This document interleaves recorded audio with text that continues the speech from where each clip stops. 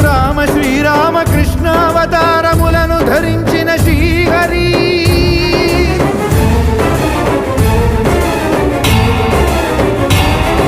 అవతారకుడౌ అవతారమూర్తిగా సాక్షాత్కరించి ధరింపజేయవయా నను బంధ విముక్తుని చేయవయ్యా